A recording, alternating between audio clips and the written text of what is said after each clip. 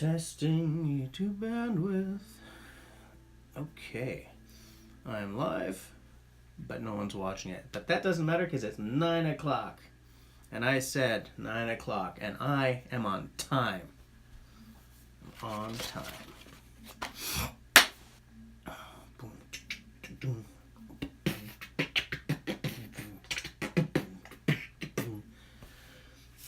So, do I have anyone?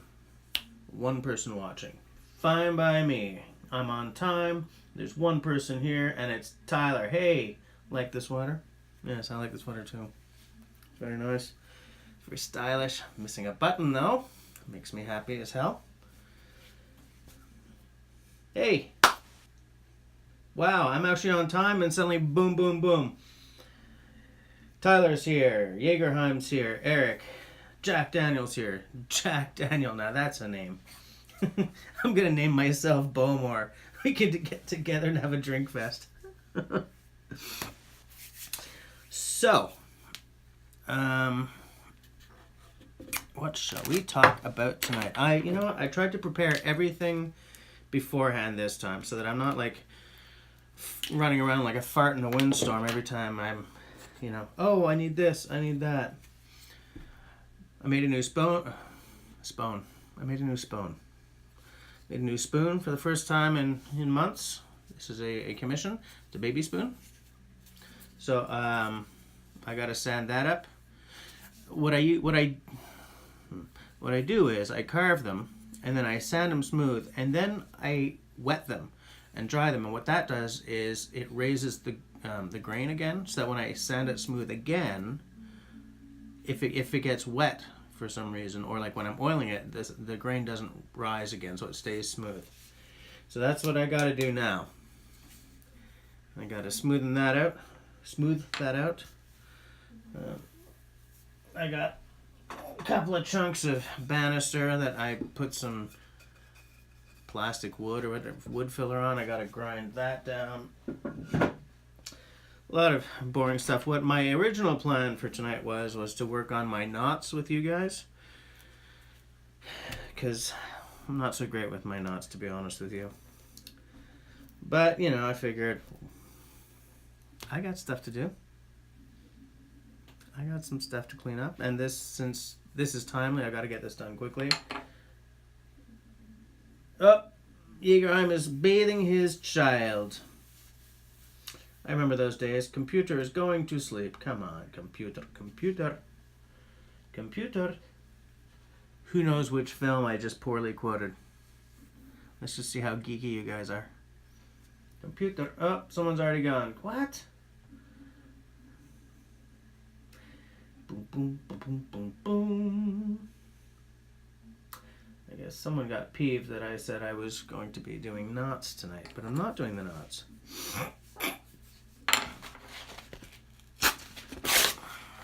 $3.20, small spoon.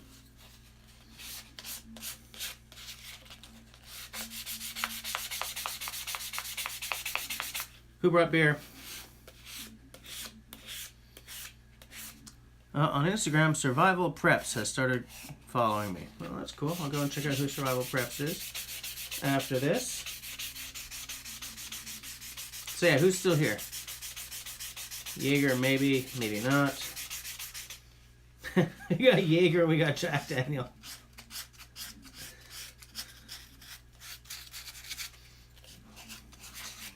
It's funny. I once did a part 1 of a spoon carving video for Mr. Paul Bakima. It was my part of a deal we struck. And I never got around to the second part because right after shooting part 1, I blew my mic to pieces. Accidentally, I stepped on it like an idiot. And I didn't have another lav mic for ages. And I have this thing, like, if I'm shooting something in a series, I want the whole series to look and sound the same. So what I'm eventually going to do is just recreate part 1 and then shoot part 2. So that I'm using the same equipment on both. LT! Comment ça va, monsieur? LT, I've been looking at those Rika knife, the knife company. I kind of liked that one that you were showing off. I also liked just to, hey, Simon. Simon's here too. Simon! That's what I should do from now on. Every time someone comes on, I should like totally obnoxiously faux sing their name. You know, LT pops up. LT! Simon! Simon!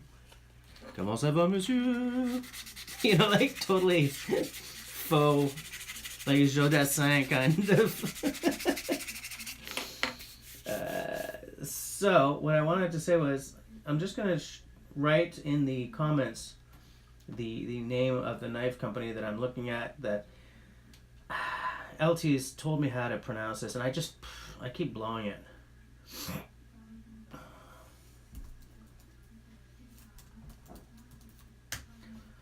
It won't let me put a URL, so you know you guys can look it up. Oh yeah, hey there, friendlies. Outdoors here. Outdoor. I don't know. What do you guys think? Stupid singing every time someone pops up. LT, was it the P831 compact that you did your recent video on? That's the one that it looks like. I was going to go back and check it again before tonight's episode, just because I wanted to talk about these knives. But I didn't have time. I fell asleep while putting the 6-year-old to sleep again. Which, some of you remember that time when I was like 45 minutes late. Was it 3 weeks ago or a month ago? That was exactly what happened there too. Putting her to bed, fell asleep. Alarm went. I thought I hit snooze for like another 5 minutes. I had actually just turned it off. And then, you know, message pops up from Jaeger. So, you coming online, dude? Shit. Shoot. But anyway. See, I'm getting it nice and smooth again. So yeah, so that's what I'm going to do. At some point for Paul, I'm going to do a part 1 spoon carving and then a part 2 with the same equipment. So yeah, I think rake. Okay. Rake knives. Okay, Jaeger. Okay, you guys. LT, that's exactly what I was about to get at. I got 2 things here. I have La Corbeil, bière noire à l'avoine, oatmeal stout. Okay, this is by Le Bilboquet Microbrasserie, this has got to be like Saint Hyacinthe or something, right? Oh, it's Saint Hyacinthe. It's from Saint Hyacinthe, Quebec. But because of Eric, I got a white beer for tonight as well. And I haven't decided which one to open yet. This is L'Archange, the Archangel white beer. They're both 500 ml. Okay, this is a 5% alcohol. This is a 5.5. L'Archange is a Hefeweizen, a traditional German-style white beer whose distinct fruit flavors come from special yeast. It has both the sweetness and the rigor of this archangel who comes from the highest celestial sphere. Oh, sorry, it's Archange. It has a phonetic... you see that? Archange. Of course it's backwards because, you know. Whereas, Le Corbeil, hanging from the gallows. Le Corbeil watches you as you are savoring this black beer with espresso and dark chocolate aromas. Its deep color, hello, that's not the way we spell it here. Anyways, its deep color is topped with a rich and unctuous cream that hides a sharp bitterness. It's a lot like me, actually. Worthy of the gloomy ideas that haunted this legendary murderer's mind. So here's my concept. I may hike with Mike. Hike with Mike. I don't know, that could get tired pretty quick, eh? If I sing everyone who pops up. Hold on. Simone, don't. If you quit, there'll be no one here to frustrate and abuse me. Actually, no, that's not true. Outdoor will help you. So, I don't know. Here's what I'm thinking. I'm going to start with the Archange because I don't tend to like white beer. So if I hate this, then I got something that I'm pretty sure I'm going to like as a backup. What do you think? Should I do like a Wrangler Star? what do you think? And then tell you what I think. Yeah, that's what I'm going. So what do you think we should do? You know what? I think I'm going to take the white beer first and give it a try. If I'm just catching up here. So Jaeger, let's see what this white beer. Oh wait, let me see if this is a twist first. Watch this. All right, Mr. Jaeger, let's see about this white beer. Now, that was cool, except for the fact that I very nearly chucked off a layer of my finger. But I'm getting better. Remember last week I couldn't believe I'd actually done it? That was just too funny. All right, white beer. Hefeweizen.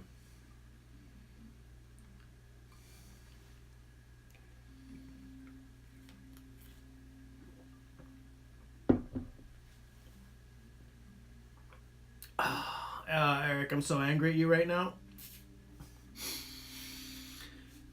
But I'm going to get through this. Oh, okay.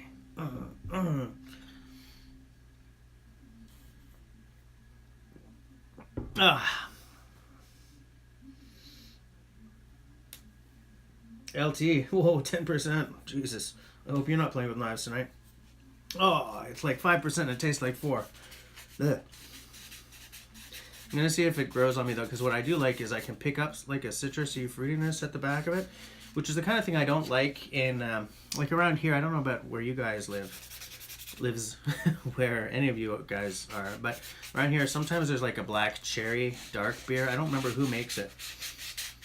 It's like a seasonal thing, and man, I don't like fruit flavors in a dark beer, but I'm a lot more accepting of them in something like on the IPA side of the spectrum. So the fruitiness of this one may save it for me. It's just, it's not my palate. You know, my palate is dark. My palate is stouts and porters. And, you know, I like a nice red sometimes, and I'll take a nut brown or a bitter or something. But I definitely like my beer to be on the darker side. You know? Yeah. See, that took almost no time. So here you go. It's a baby spoon. Spalted birch. For baby spoons, I like to keep the handle big, you know, because babies.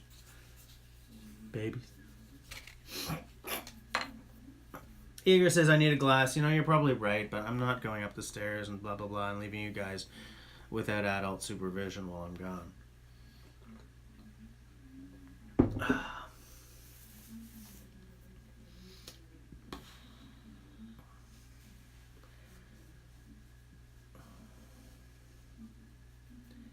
Taking a look.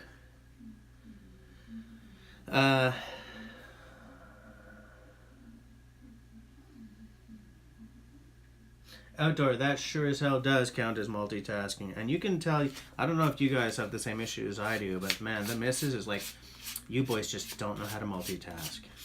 I'm like, yes, we do. We do it poorly enough that you take over, and then we get to sit back and drink beer. Hello.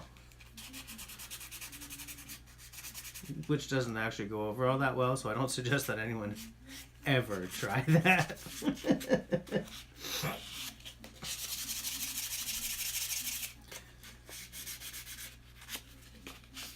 So, it was nice to be working on a spoon again, you know? Like, I haven't done one in a long-ass time. I sound really classy today. I haven't done that in a long-ass time.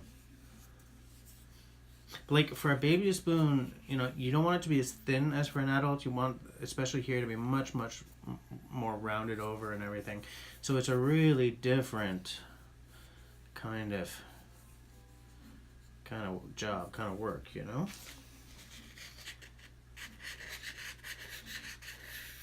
There you go.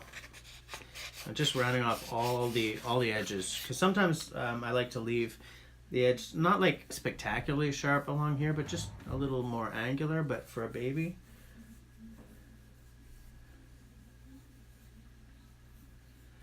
Okay, Jaeger's not gonna leave me alone unless I go get a glass. So, guys, nobody kill each other. I'll be right back. Ah, oh, damn, that was painful. Right back.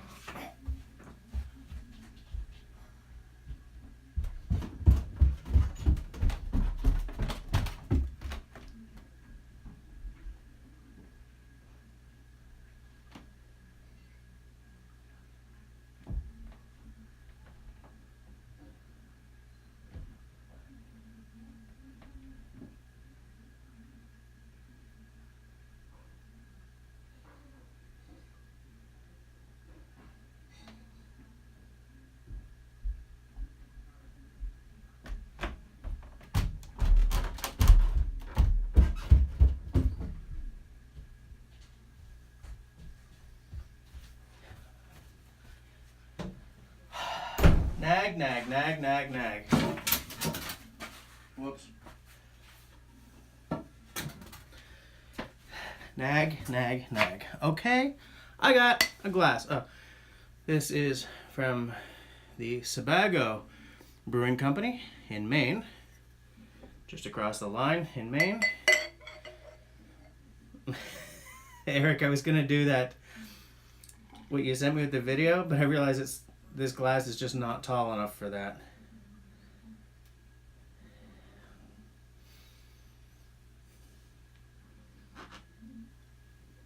Okay. All right, what am I missing here? Yes, okay. So I'm going to get all the yeast. LT, we do multitask just one behind the other. Yes? Yes, you're right.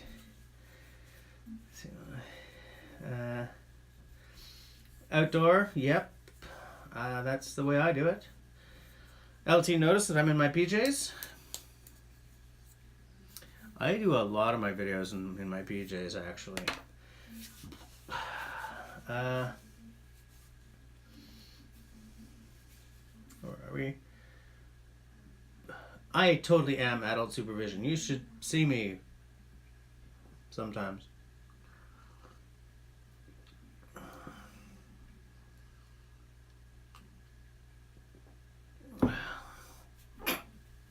I'm just trying to drink this down a bit so that I can get at the bottom with all the yeast in there.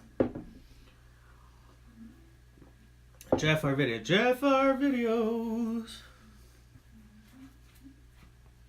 I don't know. I think it works. I think that after I've sung about half a dozen, I've already done half a dozen. After I've sung about 10 people's names, you guys are all going to leave. You're all just going to rage quit on me. Anyway. So here's the thing about this little spoon. Eric, I'm angry at you over this beer. And by the time I'm done, I'm going to want to make a walkabout. Run off and join the circus. Running off and joining the circus in Montreal is actually an achievable goal, since the Cirque du Soleil is based here. However, I'm not sure how much call there is for fat, dumpy guys in the Cirque du Soleil. If any of you guys have seen the Cirque in action, there's a lot of lithe, gorgeous people in that company. Oh, smooth. I'm going to be sorry to see this one go. Yeah, spalted birch, man. I love birch, and when it starts to spalt, it just looks gorgeous. Once I throw some oil on this, hold on, I got some over there that are oiled up. Got some over there that's oiled up good. You know what I'm saying? Outdoor, I also like a good Scotch ale. You're not alone in that.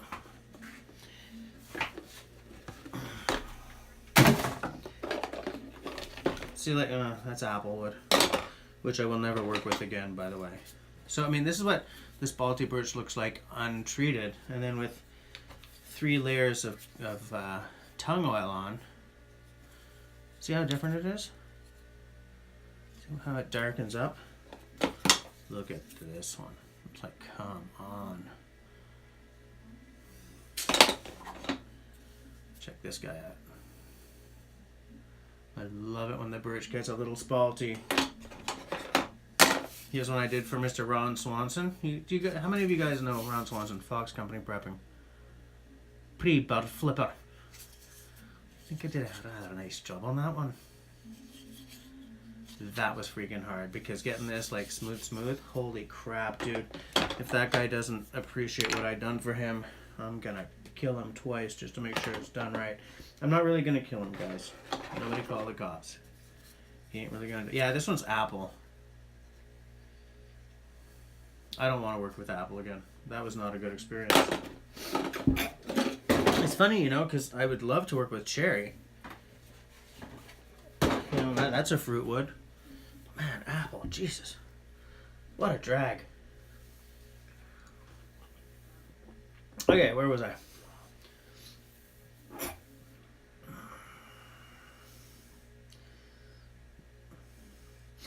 LT and Simona. No. We're not going to have that conversation. Had an Irish one last week. An Irish ale. Now, before you drain the bottle, make sure to... Yeah, I did Ice World. I captured the yeast. I poured. I'm still angry at you. Ba-bum. There was a 40% Scotch ale beer. Ooh-la. Insane joke. Insane. In the membrane. Insane in the brain. Never mind. Stop. Anyone get a call from the CRS? What the hell's the CRS? Outdoor. Spalted quarters on sycamore. A sycamore, when it's green, carves pretty nicely, if I remember correctly. But for Sloyd style carving, you know, dried wood is not the way to go. The tools don't deal with. My dad, he carves, and he carves dry. He doesn't carve green wood. He carves seasoned wood. But the carving that he's doing is sort of artistic, right? So he uses a lot of power tools, whereas I just use like axes, my silky when it's got a blade, and knives. So, you know, for stuff like this, you gotta have green wood.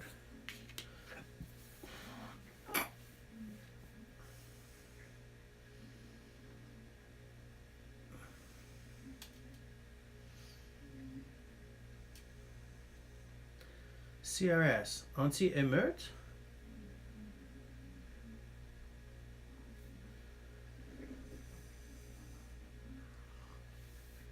I'm going to look up the CRS.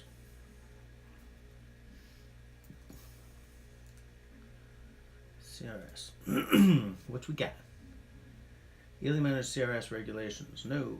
Catholic Relief Services? No, I don't think so. Comprehensive ranking system. Canadian Restaurant Supply. Common reporting standard.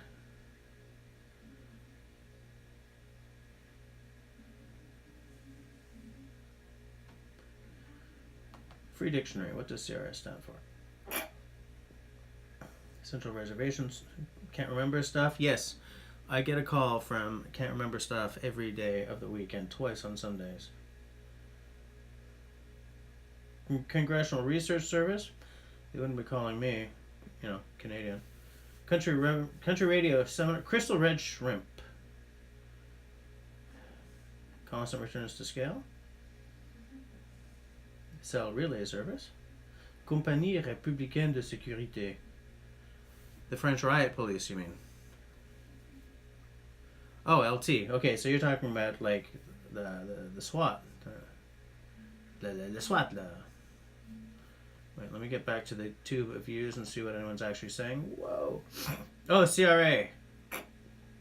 A while ago, yeah, but I mean, don't do what they want because it's not real, eh? You know that, but. I got a call from the NRA. Yeah, Canada Revenue. Yeah, Jeff, I got a Scott. Yeah, I got a scam call from the CRA a month and a half ago. I wasn't sure it was a scam call, but kind of had questions, so I just started asking my questions. And I don't mean, oh, I played with him. I mean, I was asking questions because I didn't know. Guy was totally not. It wasn't really the CRA. Give me a break.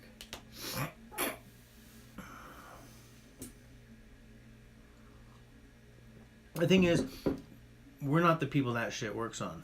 That stuff works on. Retirees are the ones who get victimized by that kind of stuff all the time. It drives me crazy. It drives me nuts. Here's a little update. I poured so much glue in the sides of this thing last night because, like a couple of you said, it was creating all kinds of voids. Everything out here was like rolling over and just creating spaces. So I just took my glue and let it dry overnight. What I'm gonna do when I start shaping it, I'm not gonna use a knife. I'm gonna use a bandsaw to just get a basic shape and then start sanding it down. That's what I'm gonna do. That's what I'm gonna do. You know what I'm saying?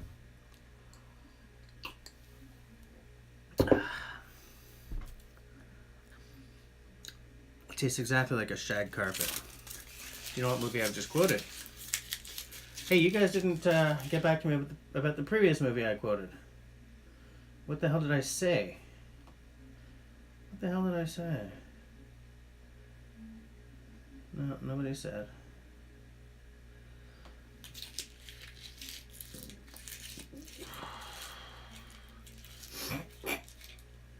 Hey, Simon, Bell Canada keeps coming up to my door and trying to sell me a service. I'm like, get off my porch. Get off my lawn. I have... it's funny because you'd think that they would take note of the abuse I heap on their people who come up to my door, and they just keep sending people. And I keep saying, no, get off my porch. I don't want to see you. You guys are Satan's children. I mean, I have said so many things to Bell Canada, marketing wonks, and they just keep coming and knocking on my door. I'm like, no, it's not going to happen, bitch.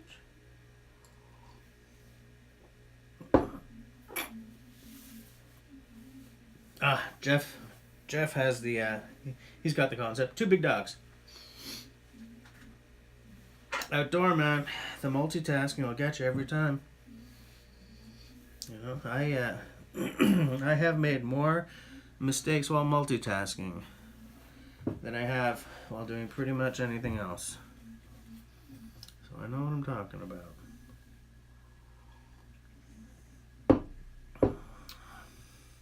And you guys getting those calls from like Senegal, Switzerland, Ghana, Mexico? It's like, that's a scam. I'm not answering that. It drives me nuts, man. Hey, why don't you just get a job that makes money legally? Why you gotta scam? Why you gotta be like that? Why you gotta be hating is what I say. Oh, excuse me. Yeah, Jack Daniel, he doesn't answer if he doesn't recognize a number. Here's the thing, my wife calls me from an unmarked number because of what she does for a living. It's legal. Because I used to be like that. I used to, if it says whatever the word is in English or French, because suddenly I've brain farted, about a hidden number, I wouldn't even answer it. I have something here that I just received that I paid for to do a review on. I wasn't going to show you guys, but boom.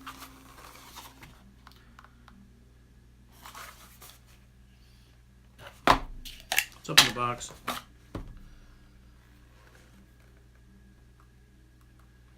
Beer and blades.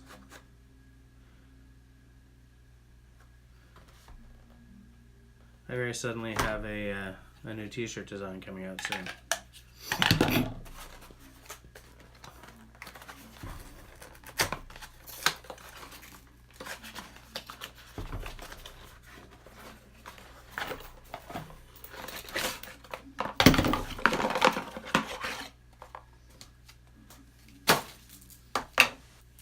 Okay, some Velcro straps.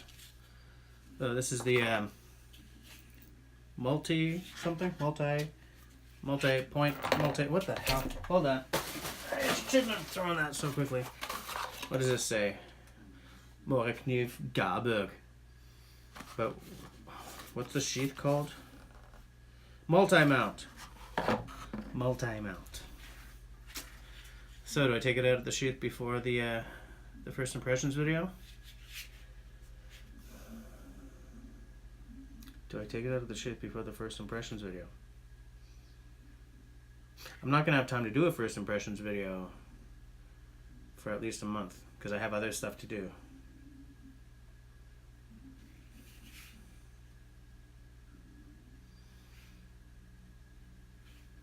What do you think? Simone, yes, I did it.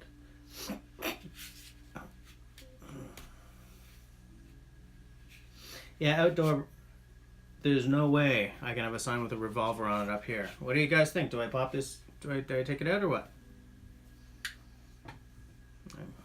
I shouldn't have shown you guys. Now I feel guilty.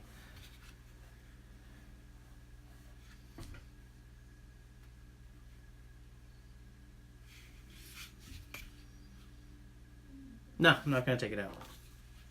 So I guess this goes that click together like that, I guess. And then you put the...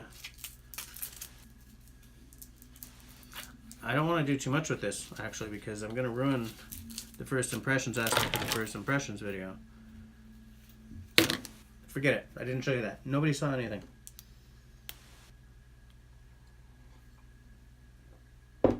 Jeff wants me to open it. Okay.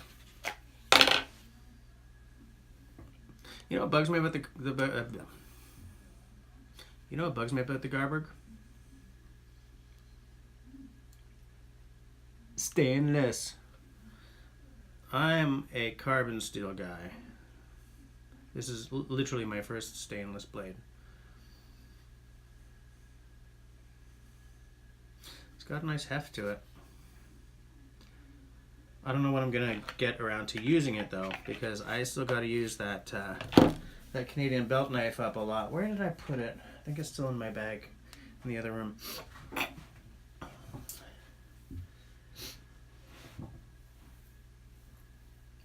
Wait, beer and blaze followed by the yeah, beer and blaze and the pearly gates.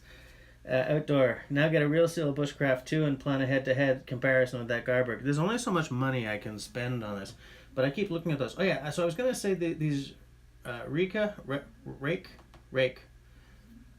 blades.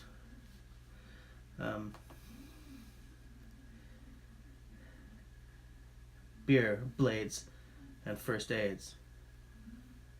What? They just announced it in carbon? Shoot. Oh, that makes me angered. But what can I do about it now? Ah, that pisses me off. That grinds my gears. You know, and it's funny because when I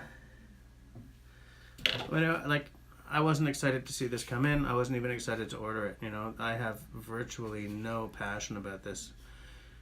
I ordered it specifically because a lot of people are saying a lot of things about it. You know, Martin,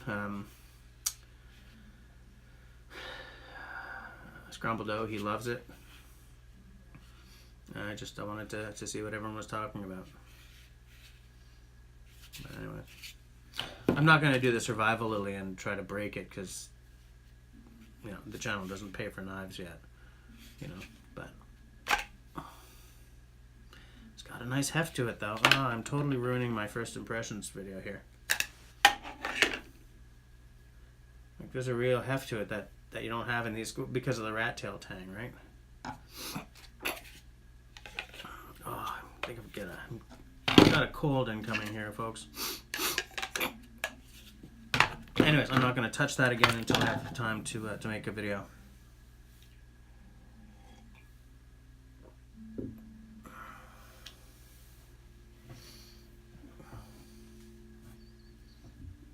Yeah, LT, you buy the carbon version and we'll swap. I won't even use it. How's that? With the multi-mount sheath. Actually, this doesn't matter. We don't have to swap knives, right?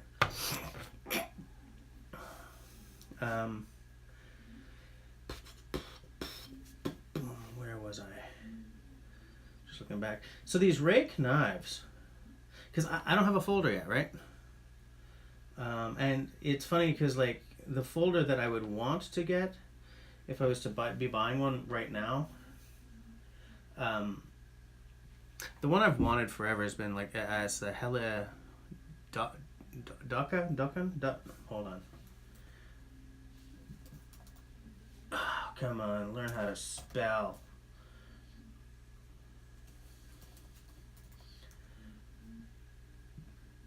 Knives. Hella Kniva. What is it called? Doka. The Hella Doka. The Hella Doka. Man, something about it, man, I just really like. I hear that when you receive them, almost none of them have as nice a handle as you see on the Hella website. Because on the Hella website, it's like this real curly birch and everything. And apparently, once you finally get it, almost none of them have it that curly. I don't own any Hellas, but there are two that I really want. The Doka for the fur folder, and I want that Tamagami in carbon really badly. And it's funny because since I've started wanting that knife and saying, I'll get it later when the money's better and everything, it's gone up like $20 in price. So at some point I'm either going to have to shite or get off the pot. Because otherwise it's going to be like a $210 knife. And,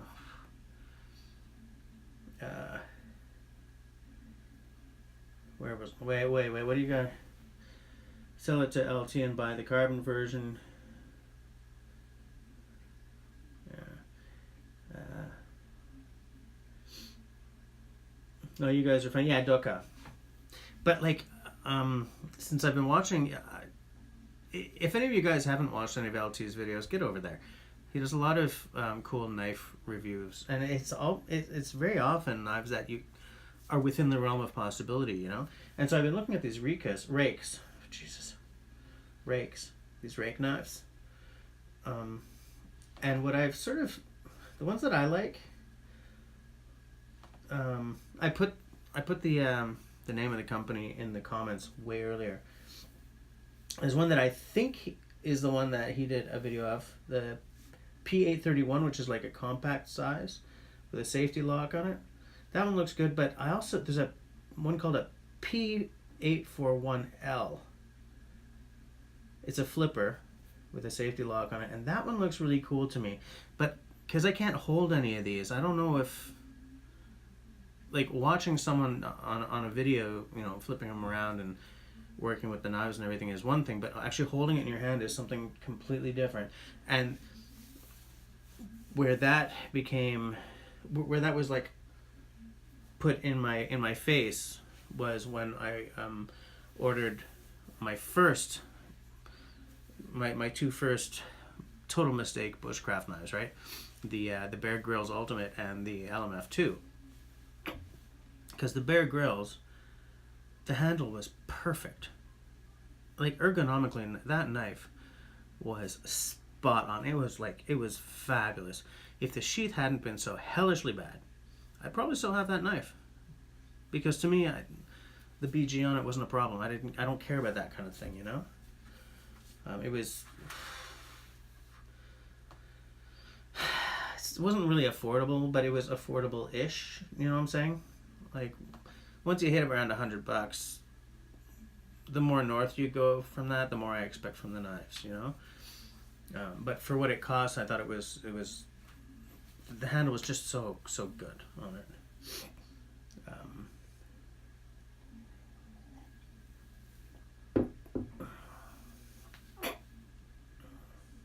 Yeah, Simone got a new Spyderco today. He sent me a photo.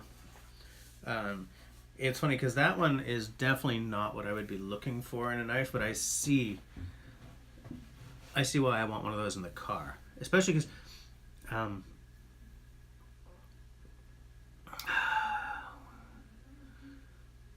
it was the Fire Steel video that I did recently where, you know, I drive to this spot and I drive out. That's my wife's car, okay? Hold on a second. Okay, I thought I was going to, I thought I had a burp coming on.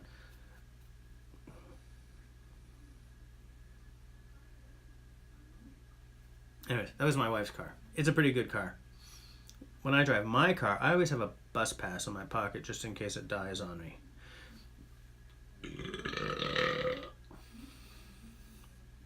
It was coming. Sorry, guys. So anything like with a... Like, I'm half expecting my car to burst into flames while I'm heading down the highway, you know?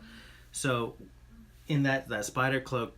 Was it clip tool? What was it called? Was it called the clip something? Clip tool? Clippy thing? Simone will put it in the... Simone did put it. The Clippy Tool Rescue. Yeah. It has a...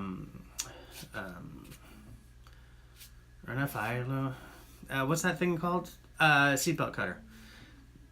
As soon as I saw the seatbelt cutter, I was like, sold. The knife on it is completely serrated, which I could see being good if I'm cutting a lot of rope or anything, but for most of the stuff that I use a knife for, I don't want a serrated blade.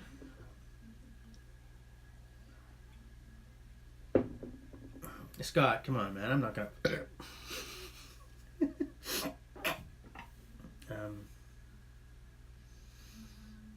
Outdoor, I don't think they will. I don't think they'll cough up a knife for me because I don't think I have enough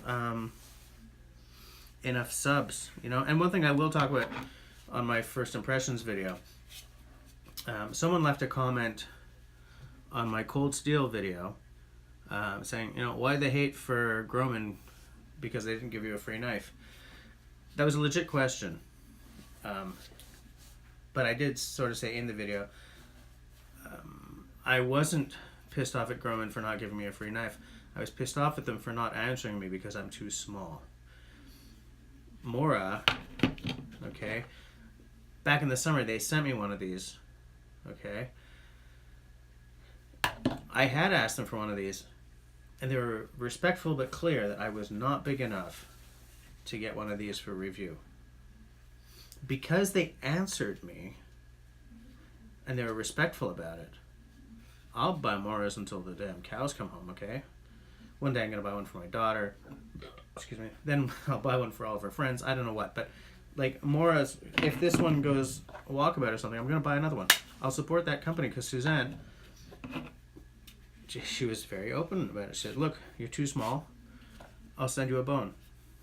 Okay, but even if she hadn't sent me the bone, the fact that she answered me and was clear instead of trying to sort of BS her way out of it or just ignoring me, I'm going to support that company because it's as I always say, always treat a journalist or a YouTuber or someone who's clearly fighting to increase their numbers and stuff as the next Joe Robinette. And that's the way, like, when I was working in the kind of position where Suzanne, that's the person who's doing in charge of PR for Mora in North America. Like when I was in that kind of job, I always treated everyone like, look, you vet these people, right? You look at their content, and if they're just a bunch of schmoes who are doing nothing but asking for free stuff, yeah, you brush them off, or you say, you know, well, we're not looking for blah blah at this time. But if it's someone who is like really working their butt off, assume that they will be big one day, because if I'm Mora, it costs me nothing to send a $100 knife to that person. And if they become big and they like your brand, it's the kind of marketing you can't pay for. You know, it's better than anything you can pay for. So I just wanted to clarify, just in case some of you were wondering what the same thing. You know, when I buy my expensive Canadian belt knife, it's not going to be Groman. It's not going to be because they didn't give me a knife to review, because that's legit at my size. It's because they didn't answer me. And if any of you guys are looking to buy a Groman, that's fine. I mean, I've held one. I held Simo's. For what they cost, it looks like a pretty damn good. It looks like a pretty good. It looks like a pretty good purchase. I'm not in any way going to diss the company on that level. I'm personally not going to give them my money. But I'm not going to tell people not to, you know. So, I just wanted to get that out of the way.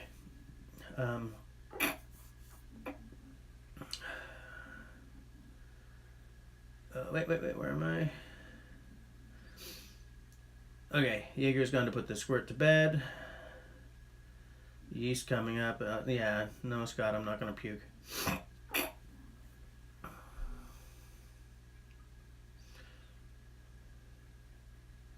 LT San Remu got a nice one. Got it in your car. Oh, it's a like a survival tool kind of thing. Cut your way out.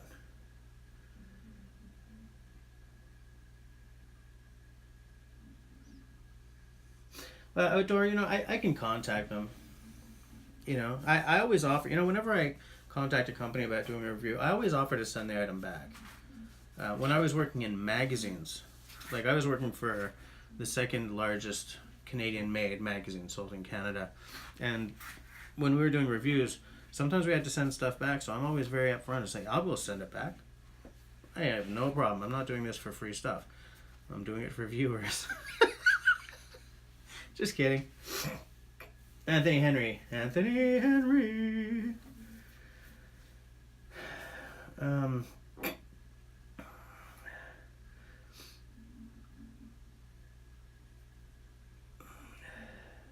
Oh, Outdoor, you're gonna order your Cold Steel after your birthday? Okay.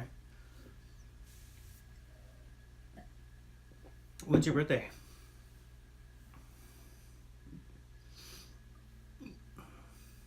Anthony, while I'm waiting for Outdoor to tell me when his birthday is, I will bring you up to speed on what's happened so far tonight. I went a little lighter than usual with a white beer, with a Hefeweizen. It's a 5% white beer, which I'm not enjoying. I did it specifically because Jägerheim Farm has been on my ass about trying a white beer. Tastes like a shag carpet, I said. I have been talking about I'm finally doing another spoon for the first time in months. This one is a commission. I unboxed something I shouldn't have, which I will now show you. Gawbug. Stainless, which I was complaining about, and then was it Outdoor? Said, oh, they just announced a carbon version. To which I said, rats, because I'm all about the carbon and I'm not a big fan of stainless. LT said, I like me the stainless. I said, buy a carbon and we'll swap. Because, you know, I'm just a great big jerk. Aside from that, not much going on. Oh, I also showed off this. What was happening was, you guys were right, I didn't put enough glue on it, so it was starting to like separate, so I just I poured glue all over it and squinched it back up.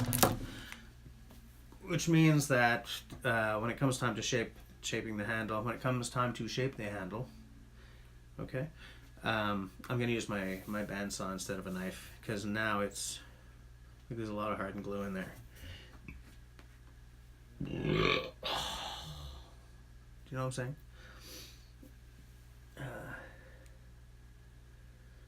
Okay, so I think I brought Anthony Henry back up. Oh, and the reason I sang your name is because I jokingly said that I would sing the name of everyone who pops in tonight. Let's see how long it takes before you guys all rage quit on me.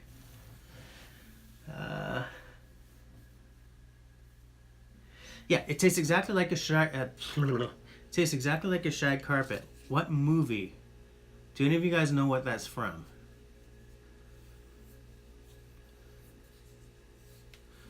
Let me make sure I'm remembering the right movie though, because I remember the scene. I know the actor, but.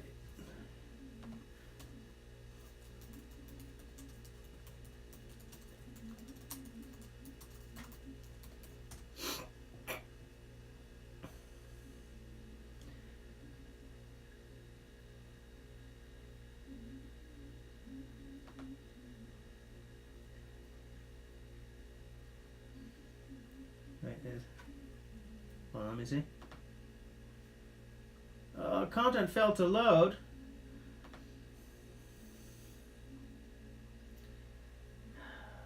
That really bugs me. Wait.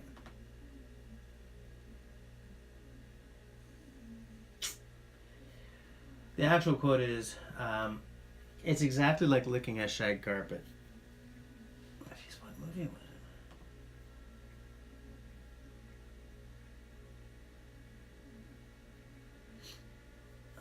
Anyways, whatevs.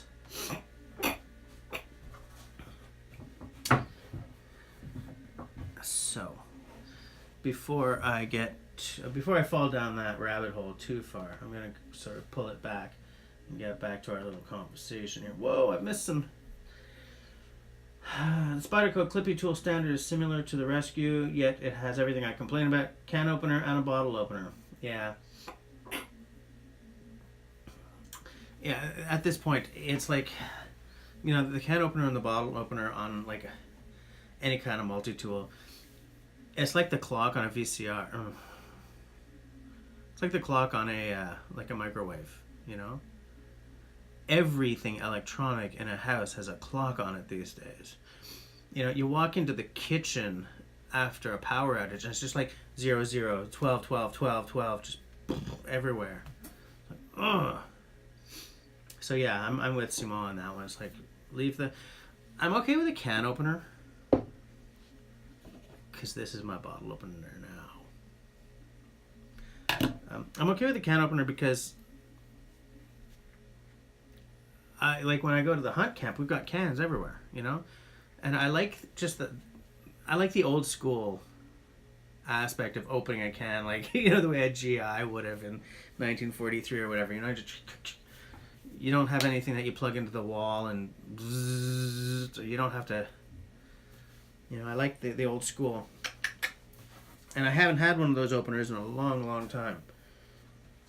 Because I don't buy multi-tools.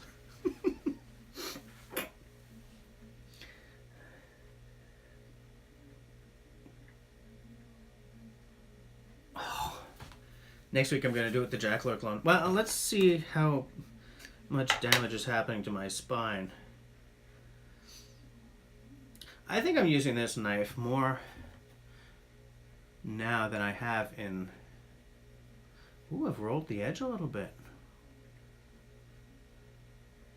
Because this one's sort of becoming almost like a shop knife. Not really, but it's the one I reach for the most. And it's funny because, I mean, as you guys know, I've got this one, right? I haven't even used this one yet, aside from just a little bit of, like popping some glue, you know, scraping some glue off of a glue up.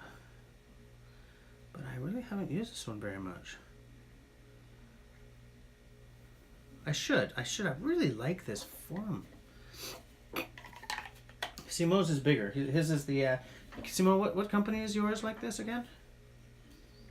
It's not like a Craftsman, is it? I know it's something that's not made anymore, but it's a bigger size. Oh, and yours is beveled on both sides instead of chisel beveled, I think.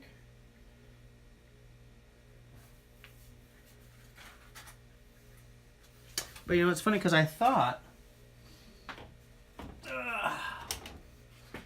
that this would be the one that I'd use a lot because I really like this blade shape. I thought that between the two, this was going to be the one that I used the most, and it isn't, strangely enough. I've used this one a lot as a scraper, actually. Doing oh no, spoon down. Doing stuff like let me see. Oh, that's a heavy freaking.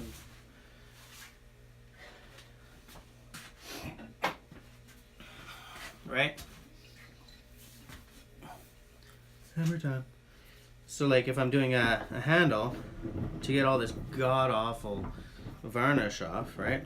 I put it down like that. Just take a scraper. Just right? Know what I'm saying? Works a treat, as our British friends would say. But you do kind of have to take better care of the of the blade, of the edge when you do that. Because I also have like a small razor blade based scraper, and you just put a blade in it. The whole thing is only about that big. That works fine as well. But like if I can't find it, which let's face it, I live in a complete disaster. This is a really nice. This is actually a better solution in terms of like ergonomics and holding it. Yeah. Skill Cult. He scrapes with his knives as well. Skill Cult scrapes with his knives. Ow, that was painful. Let's just close the vise because it was painful. Painful stuff is painful. That was also painful. Anyway, I got a whole bunch of Moros around here, and I'm okay with that. Mastercraft, yeah. Yeager's back. Hey, man.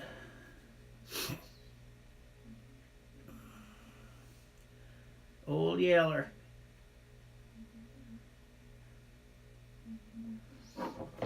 Yeah, Simone recently found some of his grandpappy's treasures. Got some nice planes. I got a real thing for planes, man. I got a number 4 that ain't working right just yet. I got a number 5 that I love dearly. Mine are both Canadian-made Stanleys. But my buddy Robin, he's got a record. I like record.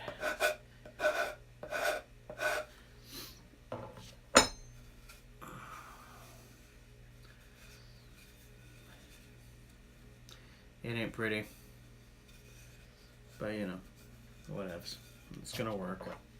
When we had this house redone, we reclaimed as much of the wood as we could. Like all the woodwork around the windows, around the doors. We spent major bucks.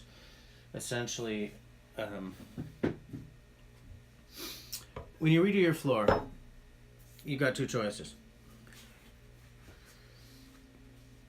When you redo your floor in our context, you have 2 choices. You either spend big replacing all the wood, or you spend big on the hours it takes for the flooring company to jigsaw all the wood together. When we bought this place, we had the ground floor gutted and redone, and the missus decided she wanted the kitchen over there and the bathroom over there, blah blah blah. What had been under the kitchen before was so many layers of linoleum and everything that the wood under it was all black and like had this thick crust of cement on it. So that wood was no good. So what they did was they took the wood from the previous dining room, which was now becoming the kitchen. They moved it all over, and they spent God knows how long essentially getting the lengths and everything to work so that we had the whole floor of the original birch planking. Because here's the thing. The planking you get for a hardwood floor these days is not nearly as thick as the planking you got in 1951 when this house was finished. None of the wood around the windows these days is as good. You can get the same design of molding, but it's much thinner than it was. And we didn't want to lose the house's character completely, right? I don't know why I'm talking about this. Oh, yeah. So part of that is, instead of just buying new banisters, we're slowly but surely reusing all the old stuff.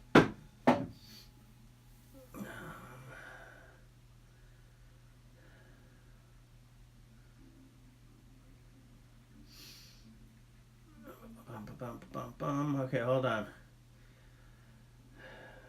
Let's see the file knife.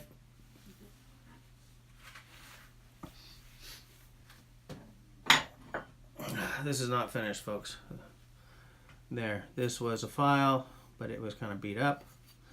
So I annealed it in the barbecue. And then I cut it into this shape.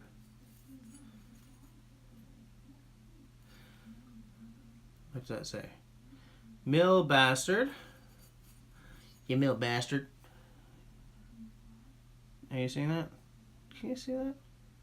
Mill bastard. Mill bastard. And on this side, what does it say? Nicholson, made in Canada. You're not going to see that because it's so damned shallow. But anyways. So my plan is to, at some point, finish this up. I want to get like a knife grinding jig to do the Ascandi on this. And just use some wood and do just a small handle like that. They cut it off right before all the lettering here, just for old time's sake, you know? Just small, little knife, just a little guy. Boom. Because it was a really small file. I have another file somewhere. Actually, I've got a file here somewhere that... Check this out. Check this out. Hold on, let me find it.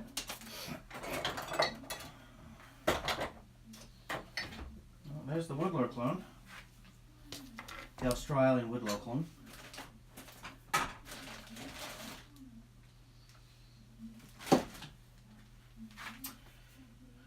Darn, burn it, where'd you go?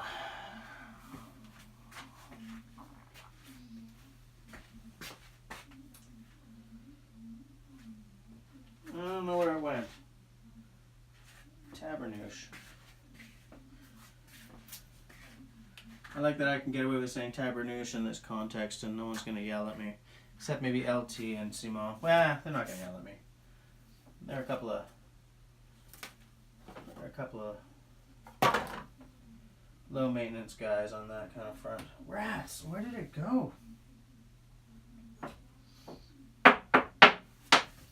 I bet you it's still upstairs. Alright, we're going to ignore it. I have a file that some previous owner had turned into a chisel at the end. Anyways. Okay, Simon also uses a knife to scrape his wooden handles. Yeah, you can't go wrong. You just got to keep on top of the sharpening. Jagerheim.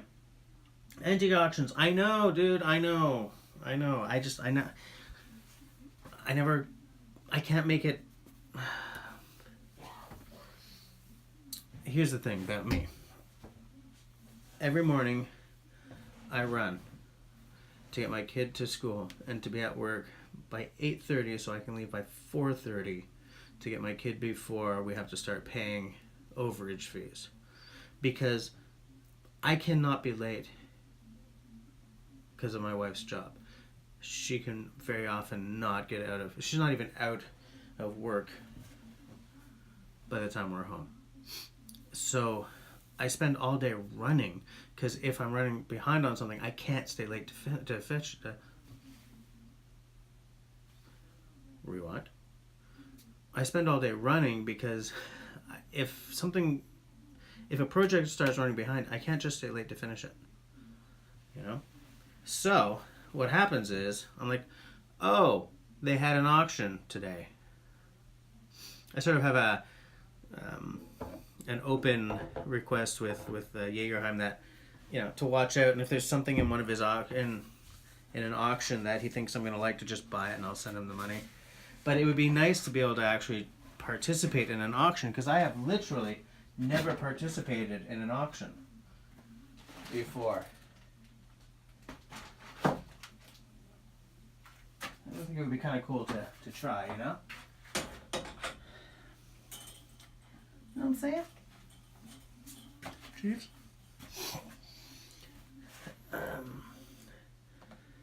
Oh, Simon's going to buy one Veritas plane each year? Hell yeah, I support you in that, and I will envy you every single one of them. Let's see.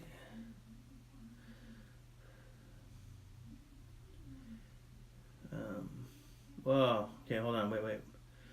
Oh, I'm so behind. Sorry, guys. I was blah. Too many things going on these days. Yeah, Simon, maybe Raindance will buy it. We all know he has an axe shortage. You know what I want, right? 2 things, 3 things. Let's talk about 2. full-size double, as you guys know. You guys even know the head shape I like. And a great big hewing axe. Man, if I can ever afford to buy a great big hewing axe, I'll be like, boom, baby! And then I'll have to hew a beam just to celebrate. But anyways.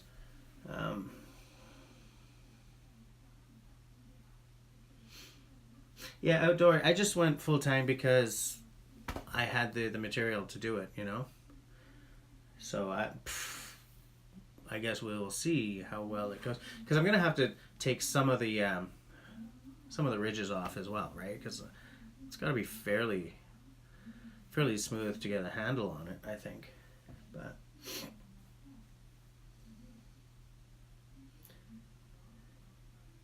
oh, Simone's grinder's back in service. Nice. LT, I know, because Scott, okay, Tabernouche is like okay. Back in the day, when using the Lord's name in vain was not a cardinal sin, but a sin,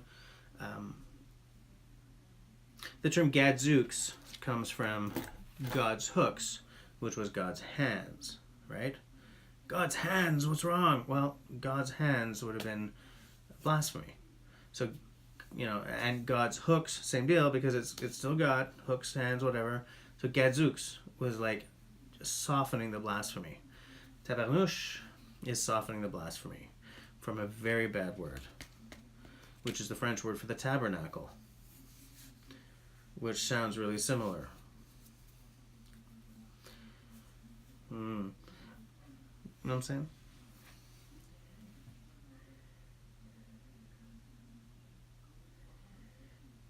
Big badass homemade grinder, man.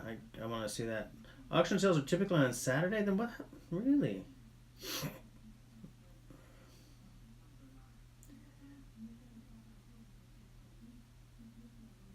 No, it's outdoor. I didn't buy it. I've bought too many things lately. I can't do it, but I wanted to. Also, I think it really matches a head that I've got. Did anyone buy that Walter's axe head, by the way?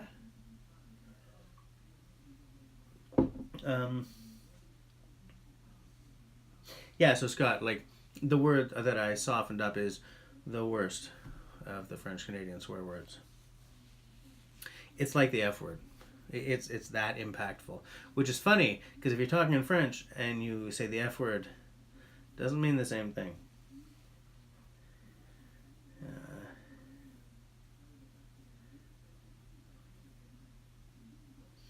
Jesus, a grinder that can drive 12-inch grinding wheels.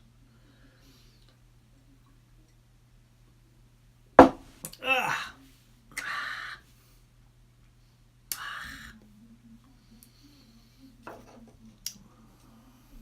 Eric, man, we gotta talk.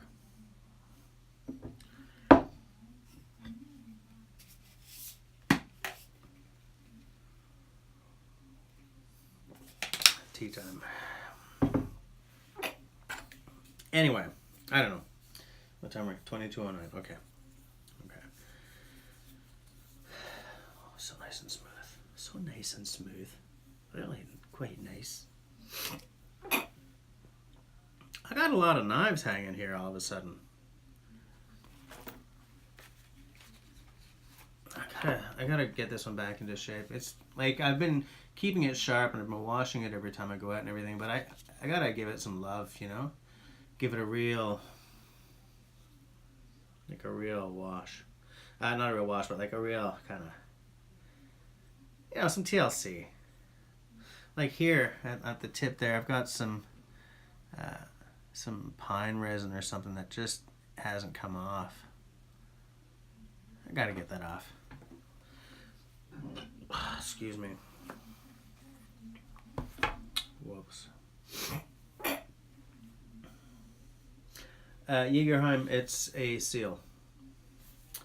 When Cody was in daycare, she was going to an English daycare, but here she flips back and forth without even thinking about it because her mother is Francophone and I'm evidently not.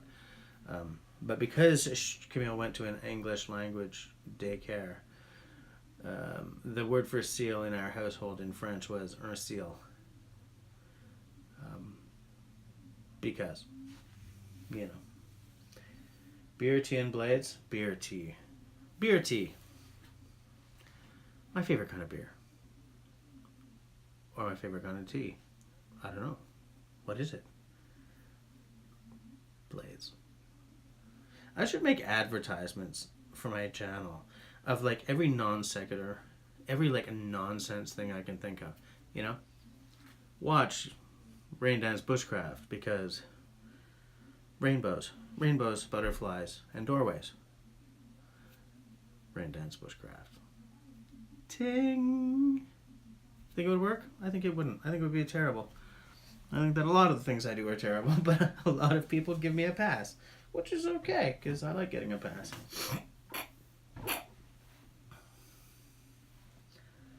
Wait, there's a Walters full-size double on there? That I can't do. But I'm going to look. eBay, right? eBay.ca. The thing about that Walters is it's in my province. In fact, I think it's in my city. Which is terrible.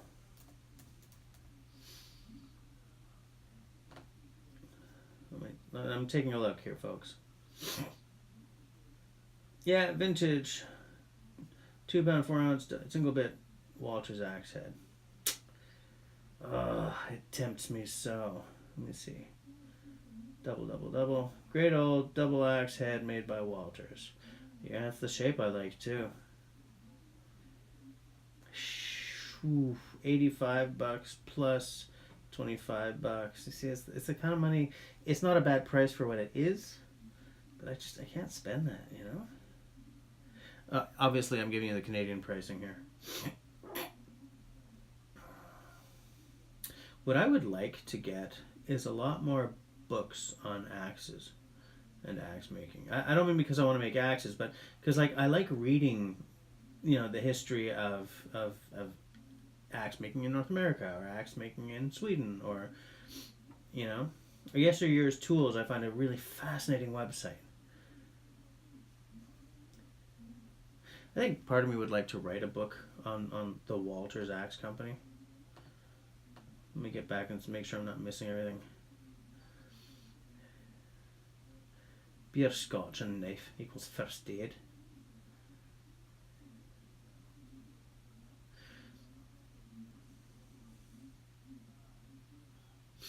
Yeah, the full-size doubles in the U.S. It's Simon. The double is $84.95 Canadian plus $25.04 Canadian shipping. That's if you don't get dinged at the border. But it looks really nice.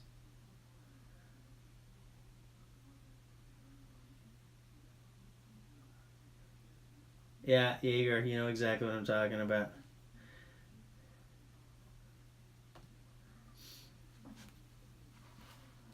Simon.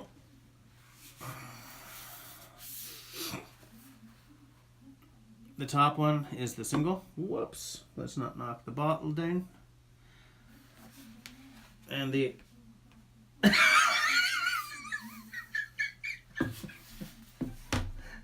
I just did what my daughter does all the time because she's so used to the iPad. Wow, that was stupid. Great old double axe head made by Walters. Boom. Right? Yeah. Oh, it's the shape I like too. Of course, this picture's upside down, but that doesn't mean anything. And I have never actually seen a double bit Walters in person before. Just the concept of it is exciting as hell. 1 viewed per hour. The cutting edges will need dressing. Who cares? I'll do that. Oh, you are so pretty. Oh wow, the cutting edges do need some attention. They definitely do. Boy, where's the maker's mark here, dude? Maker's mark? Where's the Walters? If I don't see a maker's mark, I'm not willing to...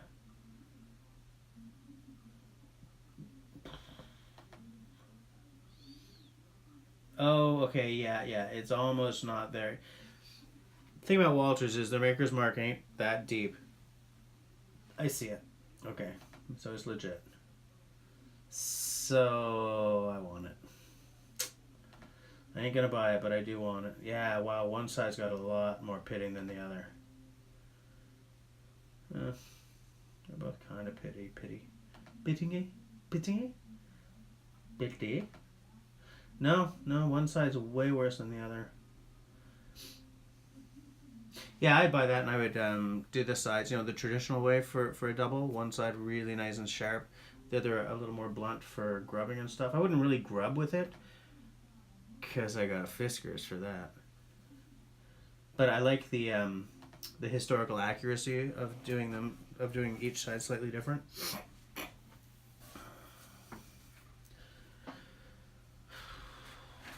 Scott, oh, you're hanging a Walter single right now on a new 36-inch handle? I'd love to see pictures of that. Outdoor, what's low tech? Oh, you mean holding my laptop up in front of the phone? Are you dissing me, Holmes? Is that what's going on here? Because I tell you what, I've just been drinking the worst beer I've had in months, and I'm feeling just a little bitchy. So don't you get me started, okay? But yeah, I guess holding my laptop up in front of the phone was probably not the best way to do it. But this is a BS setup I've got. I kickstarted someone on Kickstarter. I think it's Kickstarter or GoFundMe, whatevs. Is selling a live stream specific camera. I figure give it a try, right? What's the worst thing that can happen? I hate it because I haven't spent money on absolute crap on Kickstarter before. But some stuff I've kickstarted has been really, really cool. So I'm willing to give it the benefit of the doubt. If the picture quality is the same as this 720 camera, but at least everything's not flipped, then I'm still going to call that a win.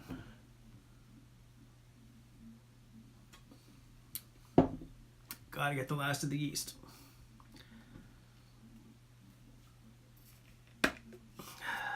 Shoot. I said shoot just there, by the way. I did not bring the Skittles tonight, but maybe they would have gone well with that beer.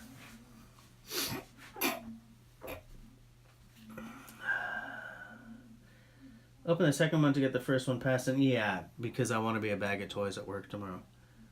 But I am looking forward to opening this one. I'll keep it for next week. Keep it for next Tuesday. It'll be nicely aged by then. A whole week and a half. I bought these beer a few days ago just to make sure.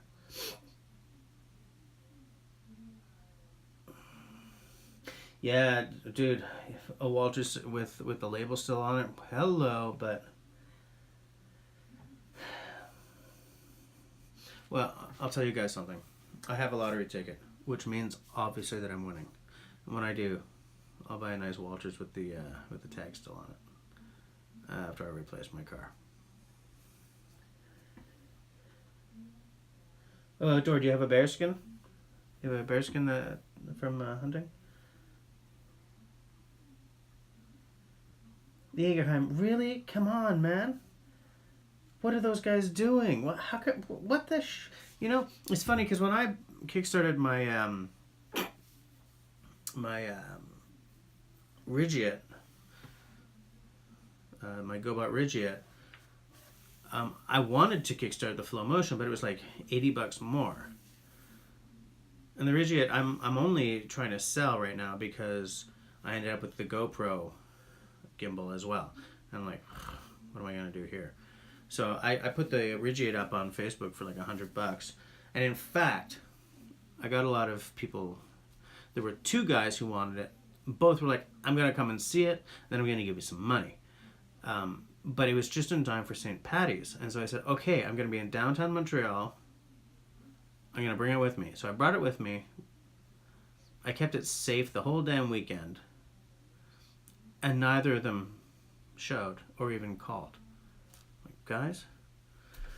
But yeah, just cancel, man. Get your money back.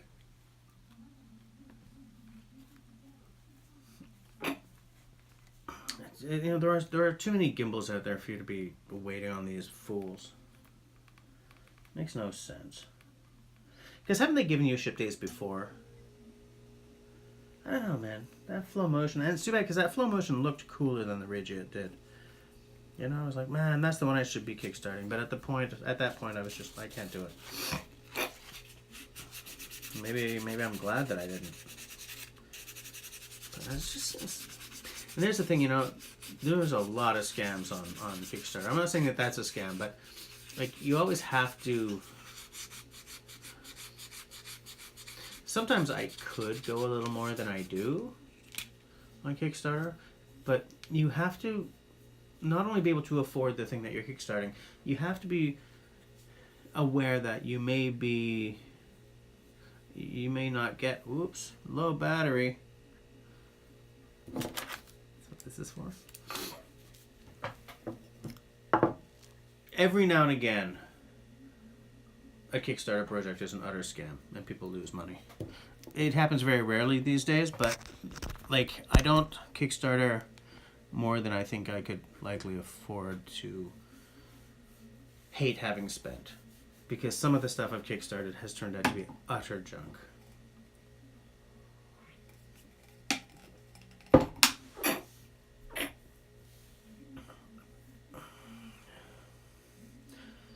Outdoors making, okay, he shot his first bear last fall. I've never even tasted bear. Wait, Jaeger, they're not giving refunds?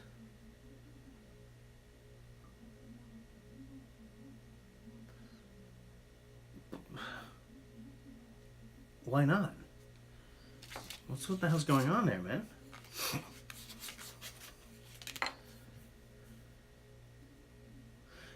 Outdoor, you said your birthday is April the 2nd?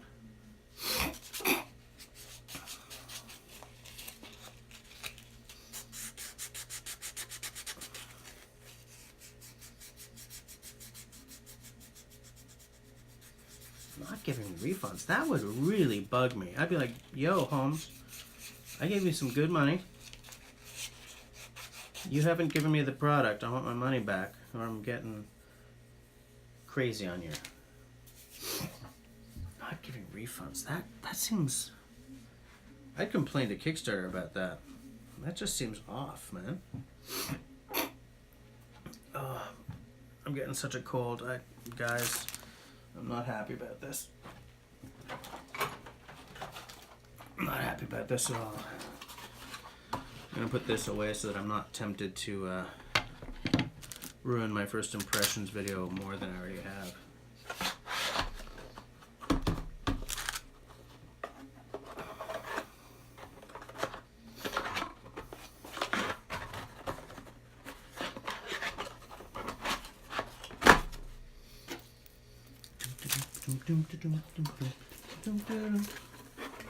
I have J-Ho stuck in my head. You guys remember that? How many of you guys saw Slumdog Millionaire? It was a brilliant movie. I really liked it.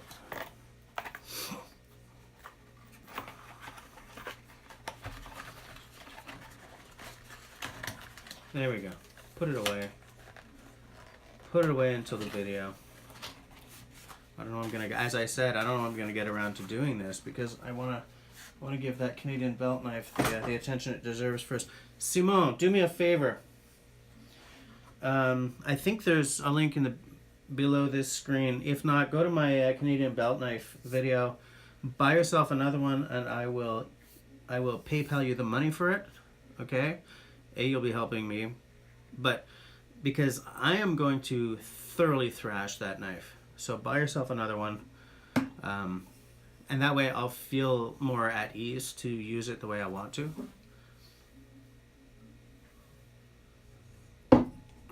And also, I mean, I'm going to have it for a few more months, so just get yourself another one. I'll pay for it, so it's like we both bought one. And that way I'll feel more at ease about the stuff that I'm trying to do with it.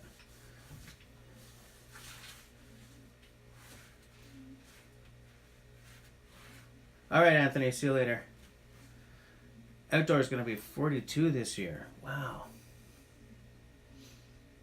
I'm 45.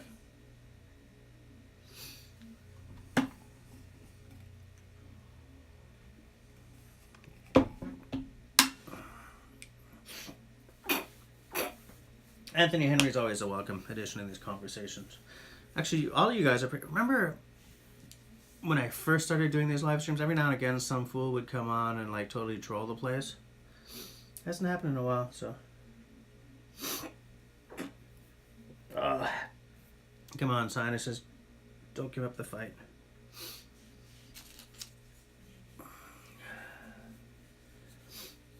So outdoor, what do you use to shoot a bear with? Like, you need a pretty big round? I guess you can do it with the... What, 3008? I guess? Like, because I shoot 270 Win, would that be big enough for a bear? I mean, I'm not exactly planning to go out bear hunting this season or anything, but I'm always interested to know that kind of stuff, you know?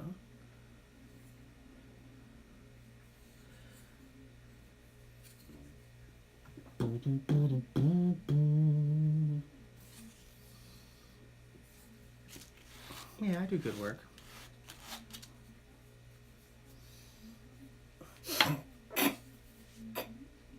Scott's 53, nice. Oh, Jaegerheim, yeah. Outdoor, is that why you said that you may never get another one in PA? Are they banning bear hunting? Is that what's going on?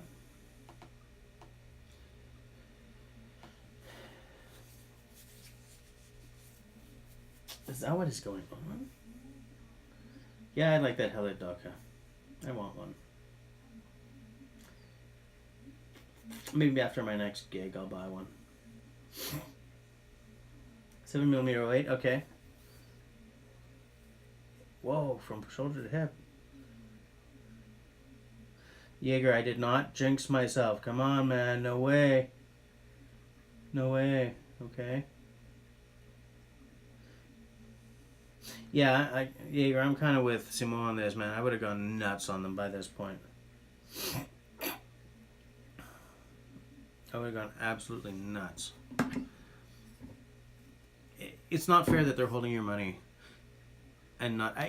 Look, I'm not saying that these guys are scam artists. I'm saying it's very possible that they're just having a lot of problems. Fine. I absolutely get that. But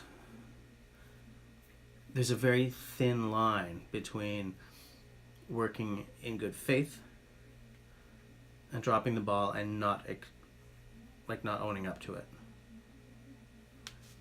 And I would have a very hard time if they're holding... Because the thing about that gimbal is... It was more, as I said, it was more expensive than the one that I bought. And received, by the way. Like, I would have a hard time being out that much money. The Regia was $150, you know? I've used it twice, and I'm asking $100. I think I'm more than fair, you know? But people keep trying to, would you move on that? I'm like, I'm asking $100, dude. $100. It's like nothing. That's like a week of lunches in Montreal. It's not even. Jeff, my next gig is in 2 weeks, I think. April the, whatever, 13th, 16th, something. April. Hold on. I'll look it up. I will look it up. Squidjigger.ca. April the 13th. I gotta show yous the dates. Can you see that? Because I don't think I can get much closer to the phone.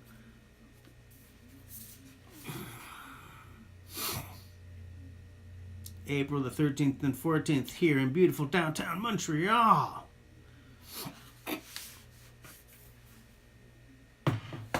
I still have hair in that picture. We need to get some new photos. Quickie Frisco. Tastes exactly like licking a shag carpet, yes.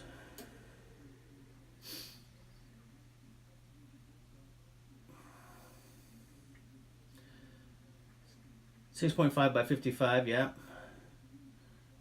Yeah, that's a good round.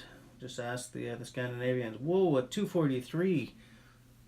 I don't think I'd do 243. I might do 243 on like a whitetail or maybe not even a muley, I don't think. I know it's backwards. It's this stupid software. Thing is, I paid for this app. So I don't want to just abandon it. But if I find something better, I'll totally abandon it. But I would like to move off of the phone. I would like to move to a camera, maybe attached to my computer or something. There are people doing live streams with really nice picture quality, really good sound. Like they got a mic right there. I have the mics. I mean, I've got a whole home studio set up. But I don't know what to base it on. And I don't think that these cameras will handle running straight on for 2 hours. Like, I think they'll overheat. That's what I've read. So, you know? But anyway. Squid jigger.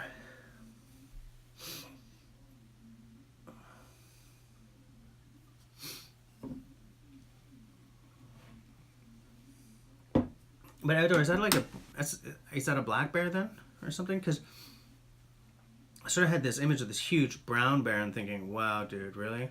But are you talking about a black bear? No, if it's big enough for a rug, it can't just be a black bear. They're small. I mean, I wouldn't want to get into a fight with one in the back alley, but I mean, they're not big compared to some big ass brown bears, right?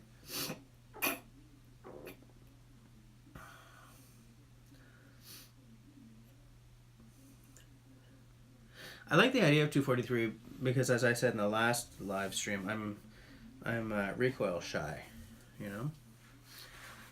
I was thinking of, like a Logitech webcam or something, yeah, maybe they're affordable at least.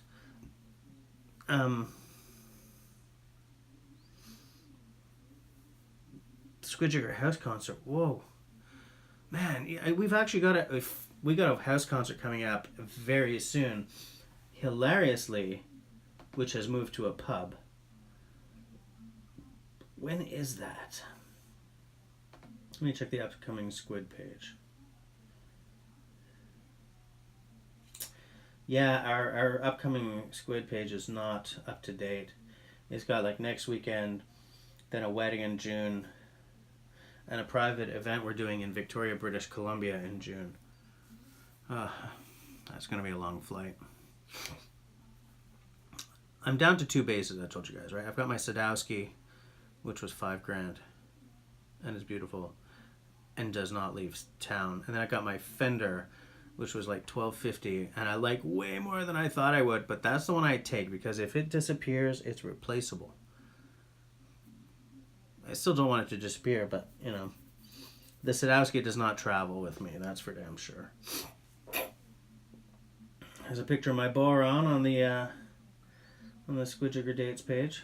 I mean, I'm not really doing this live stream to, you know, to pump up business for my band or anything, but whitetails are tougher than bears. Well, I can see them being tougher than black bears, but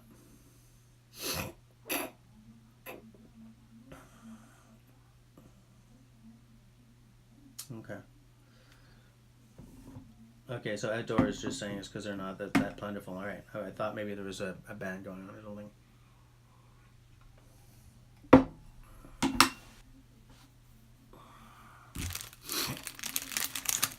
That's what I thought, but I was wrong. I have this because I, as I said at the beginning of this live stream, I was going to spend this live stream practicing my knots. I did get a little sidetracked. 5-3 from nose to tail.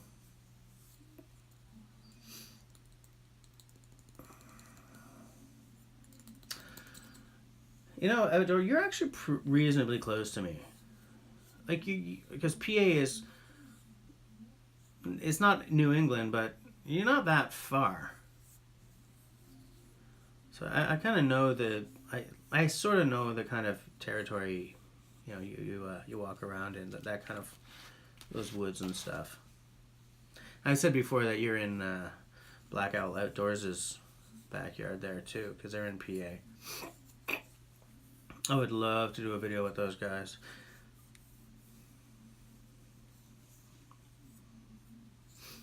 I'd like to, maybe in a couple of years, start traveling and doing videos like camping with other YouTubers, you know?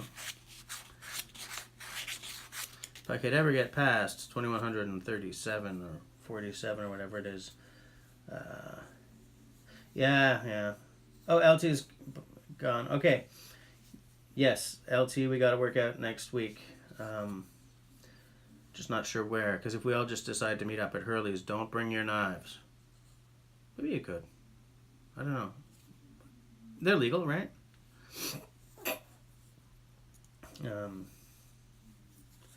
If not, maybe we can meet up here or something. Let me look into that and I'll get back to you guys. I was going to get back to you tonight, but earlier today, but work got in the way. But anyways, everyone say goodnight to LT Survival.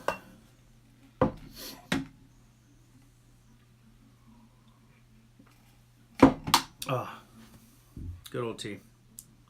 Tea is a good drink. Did I show you guys this? This was a gift from my dad. I told you guys that my dad's a carver too, right? He used to carve under a big name West Coast native carver. And so the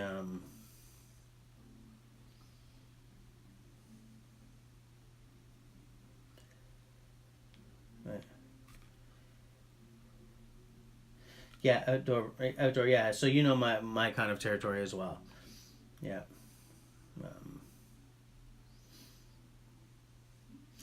Jaeger, I have to go to northern Saskatchewan too. I haven't been in Saskatchewan since I was about this young.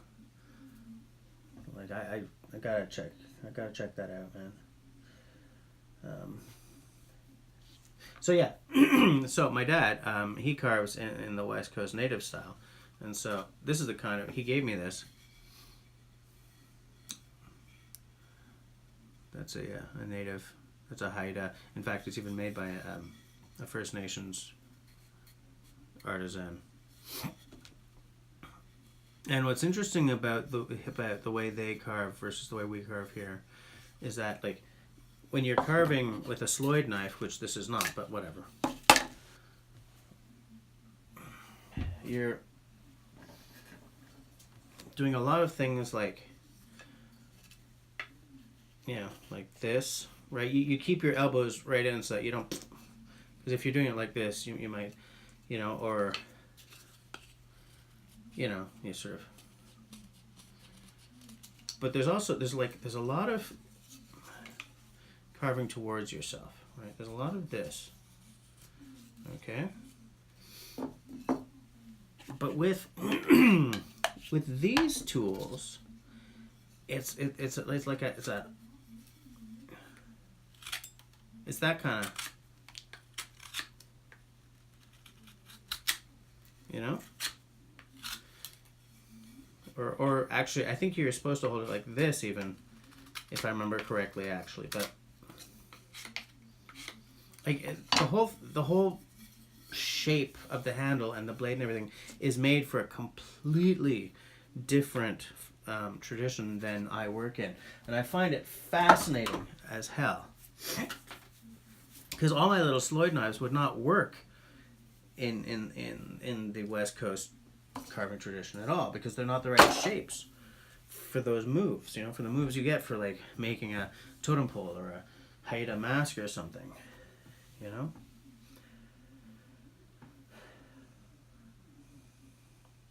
Outdoor, I would like to take up archery hunting. I'd like to get a crossbow because it doubles your season, right? Maybe next year. Perhaps. Mayhaps next year.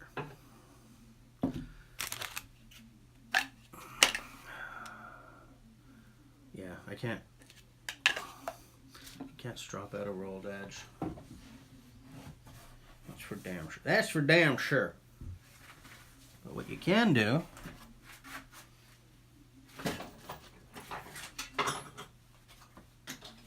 is use the diamond plates to grind it out. What do you guys think? Do I start with a coarse or medium for that? It's not that big a roll. Do you see it even? No, of course not, because the lighting in here is terrible. See, just a little tiny roll right there. Maybe I can get away with just using medium.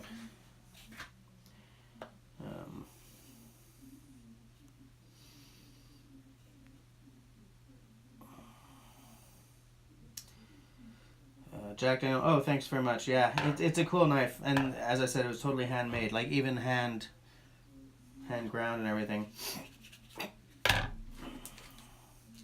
Jaeger, yeah, you know what? Because there's a lot of black bears around here, and they're not all black. In fact, most of the ones I see are just really dark brown.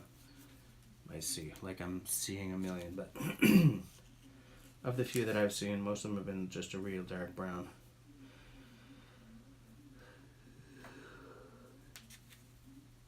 Coarse, fine, extra fine. I'm not going to get away with just using an extra fine on this.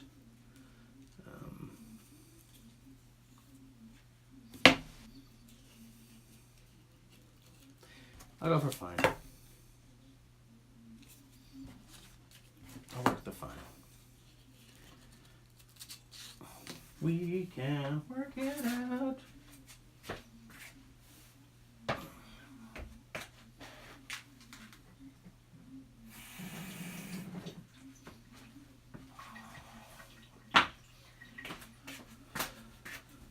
How it is to be loved by you.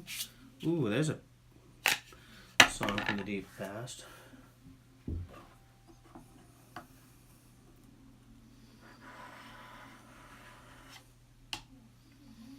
I still love that Russian sharpening solution that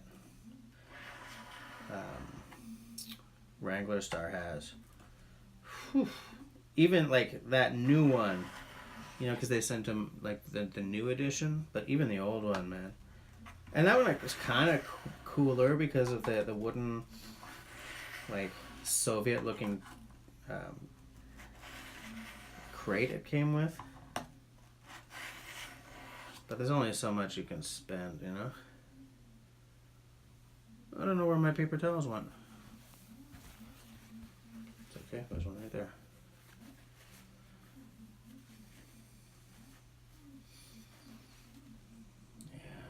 Coming out, but can you see it? Like right, yeah, right there. Boom, right there. See that?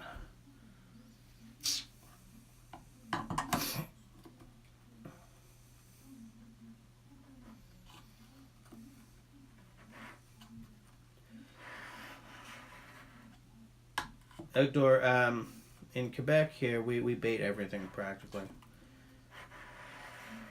It's perfectly legal to bait in Quebec. I know. I think in Alberta you can't bait a deer or anything. But in Quebec it's all baiting. I'm wondering if that's because we tend to hunt our deer at such close range compared to Alberta, and maybe Saskatchewan. Jaeger, what's it like out there? Do you guys bait? You guys have a bait pile?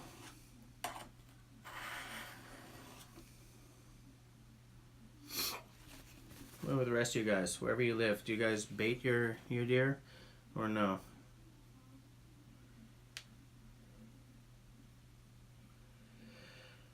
No, I don't put a micro bevel on. I'm not the world's best sharpener, to be honest with you anyway. So I just lay the bevel down and go and hope for the best, kind of.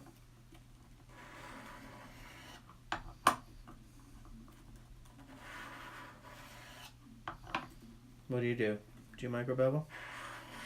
I feel that micro beveling will give me a stronger edge, for sure, but...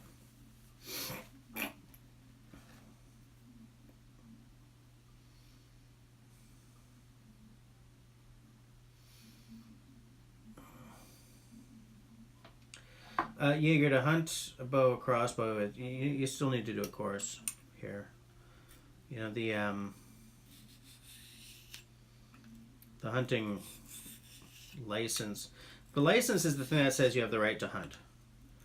Then you buy a permit for whichever animal, or there's a whole permit for what we call petit gibier. That's small game. You know, so I guess rabbits and partridges and stuff like that, or whatever. But aside from that, you know, you buy a separate permit for your deer for this year, or your moose. If you win the lottery and get a female license, then you can take a male as well, I think, if I remember correctly. But the zone that I hunt in hasn't had a female lottery in years. We keep hoping, and they keep letting us down.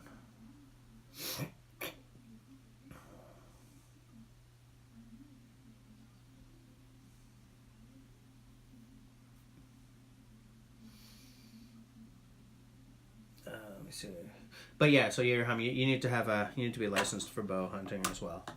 It's a separate course from rifle.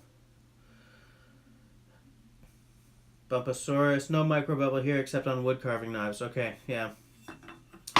I'm not against micro bevels or anything. I just don't do them because I'm not. I will put a micro bevel on a plain blade though. You know.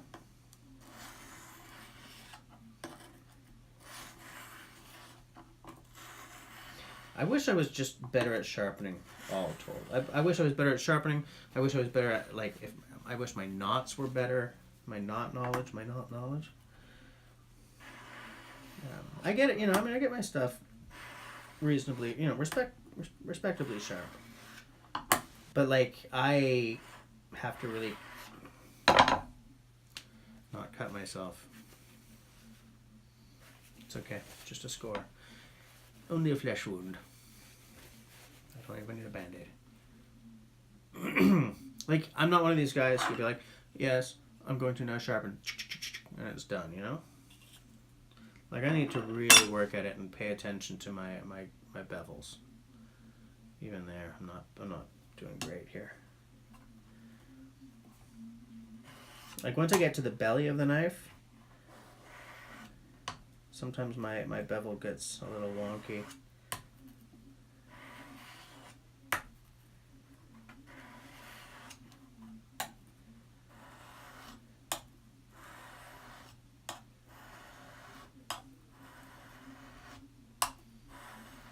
There we go. That's the fine. I'm going to go to super fine. And then I'm going to go to Jeff. Good night. Yeah, outdoor. Yeah, that's legit. You don't like grinding away the whole bevel. I get that.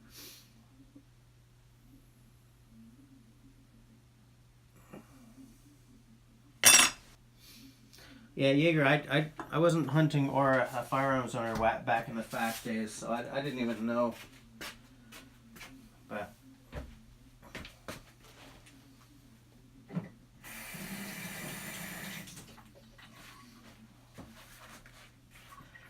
I don't know. I don't have a crossbow yet. That's for sure.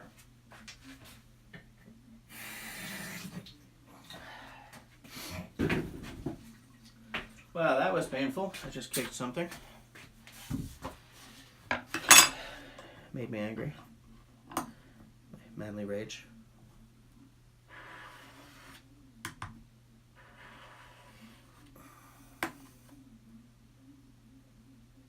Outdoor, yeah, man. William Collins' website is garbage. It's too bad because it doesn't look like the knives are Simon, are you still here? What was that? What was that knife company that you pointed me to this week? The guys near Toronto. They got a really interesting way of selling their knives. They don't put like a whole store up. They have essentially two lines of knives. They have essentially two kinds of knives, and you sign up for one of them. And they, when they've got one made, they sort of do a, they let the first guy on the list know, and if he doesn't want it, then they go to the next guy. It's a creative approach to selling your product, if ever there was one. But, that's the thing. When you got these small companies, they're not always just, pounding stuff out,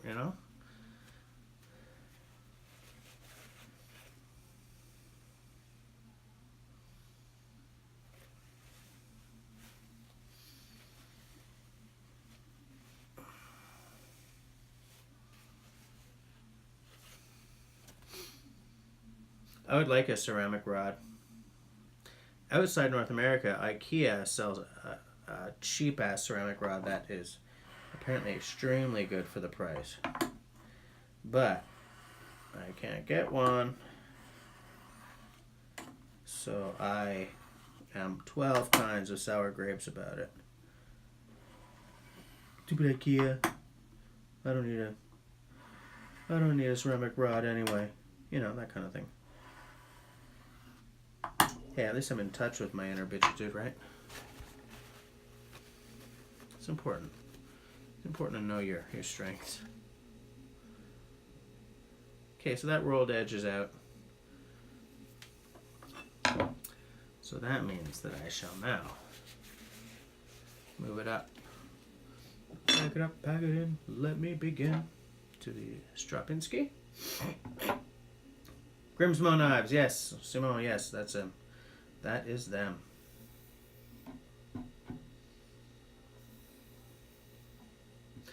Thing is, I keep saying that I'm not a collector. I don't like if a knife isn't, earning its keep, I move it out the door and everything. So I don't want to buy a bunch of knives that I'm not gonna use. Like, I can only have so many knives in the rotation, right? In terms of my Moras, I'm at peak Mora right now. This one is my backup knife that's always in my backpack, just in case. This is the one that I've always got strapped to myself. This other one I got just to do a review on. If I end up liking it, especially because it's a narrower blade than my Campbell is. If I end up liking that, then maybe I'll swap back and forth. But I can't have 30 knives. I'll never use 30 knives. I want one or two pocket knives. I really want that Hella one. But then those ones that LT was showing off, they look smaller, and I like the fact that you can flip them with one hand. The Hella, it's old school, man. You're not flipping that with one hand.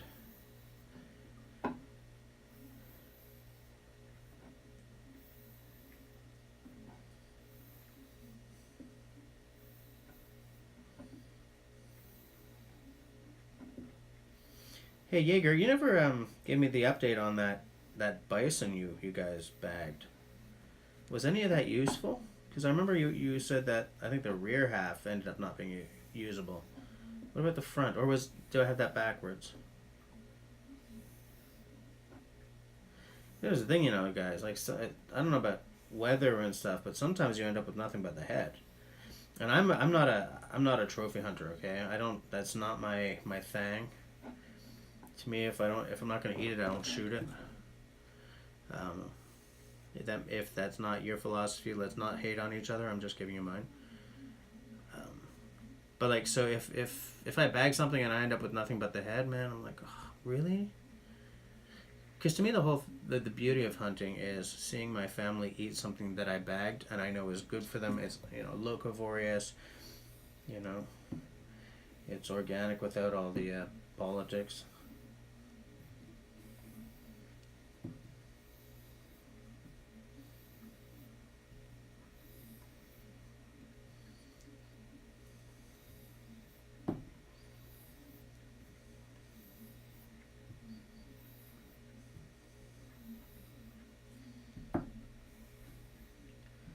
certain zen to doing this, you know. Watching the blade get into better and better shape. The thing about these stones is I don't have anything really uber fine, like a 2000 grit sandpaper equivalent or anything. So it's still like, it's still got some scratches on it, even though it's nice and sharp.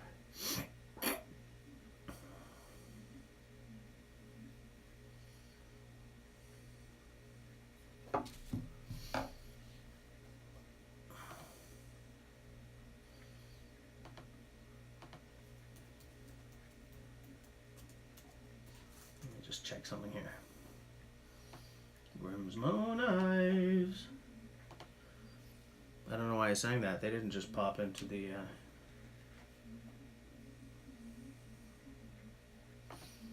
Yeah, Grimsmo has two different kinds: the Rask and the. But they're expensive as hell. It's like $1,000 a knife because you know they're making them one at a time, right? The Rask, and then there's something called the Norseman. And the thing about the Norseman is it's funny. It reminds me a little bit of the Hussar by Rake, and I don't like it nearly as much. But it is a little bit more affordable. I'm not going to spend $1,000 on a folding knife, even if it is made in Canada. But I do like looking at stuff. I like looking at stuff.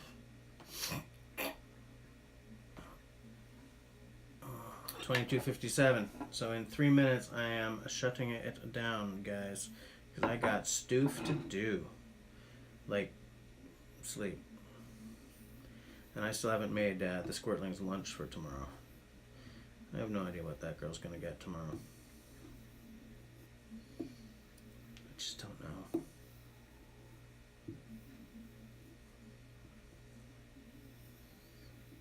Anyone doing anything interesting for Easter? I totally forgot to ask about that. I was gonna start with that tonight.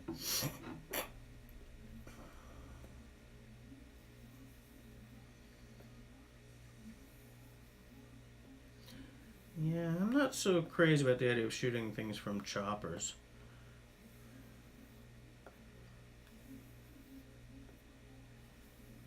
That seems unsportsmanlike, even if it is for like a cull rather than actual hunting. Still, you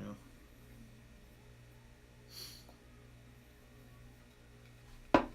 That's gonna be good enough. I'd like to get it mirror sharp, but I mean mirror polish, but you know.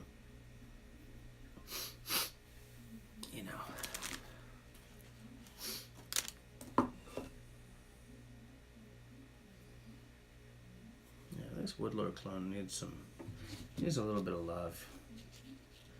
Love and affection. You know, needs some love and affection. It's a nice heavy knife though. This thing feels solid as hell.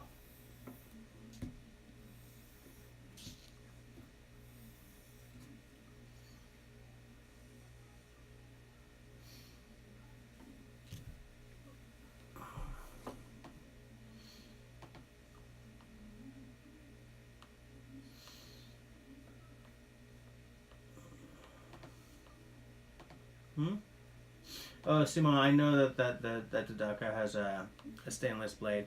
For folders, I kind of don't care so much. It's not the same because I'm not going to use them the way I use like this. You know. In fact, would I want a folder with a carbon steel blade? Like, because you got to keep a carbon blade oiled and everything, and I'd be afraid of getting gunk in the like, I don't know, the bearing or the hinge or whatever. I don't know, like, what goes into like, if it's something as simple as, you know, that Ford peasant knife, the New Zealand made one, it's just one pivot and like the spine of the knife comes out and you just flip it. That's so simple that okay, I could deal with like a carbon steel that, but something more high tech or something more involved with a lock and everything, I kind of don't want to go carbon because of the oil, and I don't want to start clogging stuff up.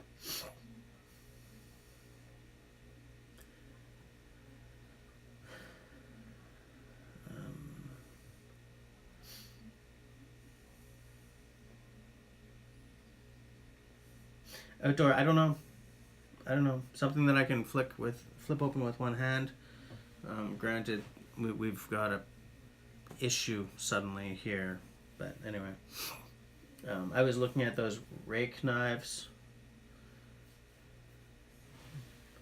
Here, I'm going to write the name again, just in case somebody wants to check out their website.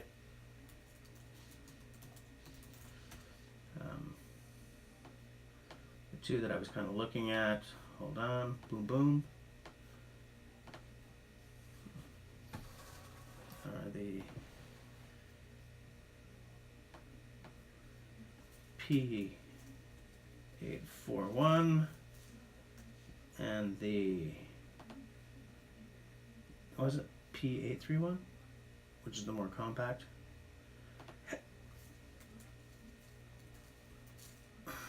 So if you go to rakeknives.com, you'll see. But I mean, I don't, for me, most of my life, my folding knife has been a Swiss Army knife, which disappeared years ago. So I don't know. I like just flipping something open with one hand while I'm working. But Jaeger, Simon isn't insinuating that. He's straight out saying that.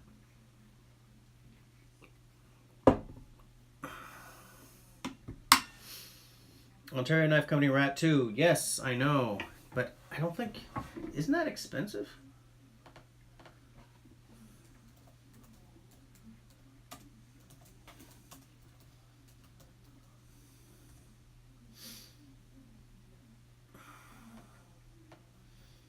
Let me see.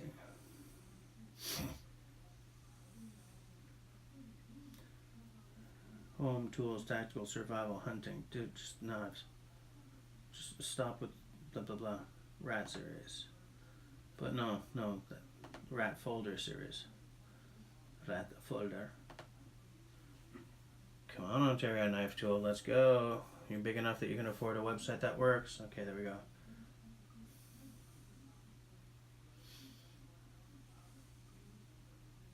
Oh, okay, they're way not as expensive as I thought.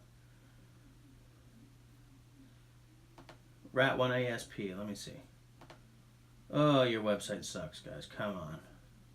You gotta do better than this. Okay. The Rat 2.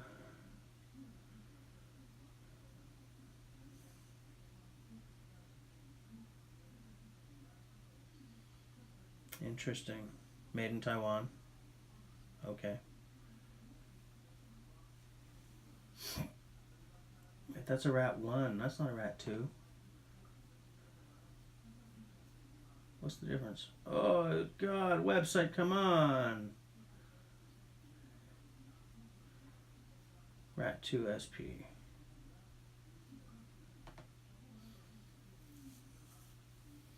I wish they didn't have their logo so big on the blade. That really pisses me off. Stainless AUS 8. Yeah. Nylon handle. Okay, so these are straight up affordable.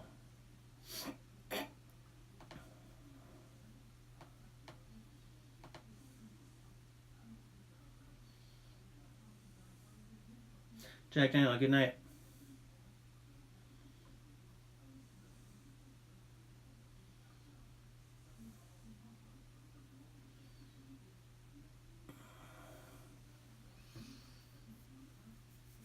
Oh, I got the Swiss Army knife. Yeah. Wait, one-handed? Really? What's the soldier model? No, that's my moment launch. The blah blah blah. Edit post via bois décoratif.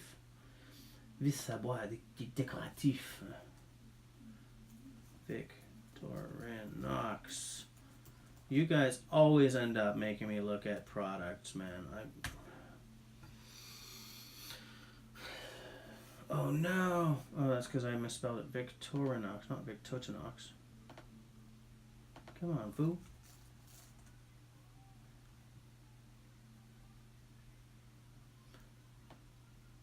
Service temporarily unavailable. Really? Victorinox.ch maybe? Yeah, there we go. Oh, wow, okay. Their page is temporarily unavailable due to maintenance. Please come back soon.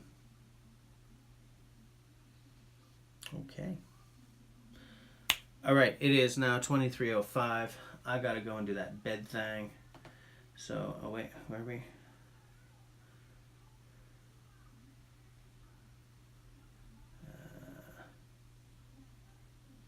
US steel, yes. Whoa. What knife was $8?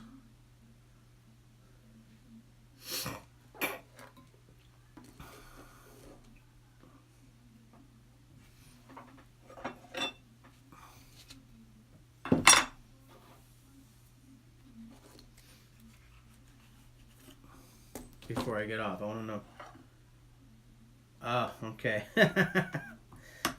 All right, so it wasn't really an $8 knife. I was like, there's no way. That's not an $8 knife. All right, so I'll see you guys next Tuesday at 9, as always.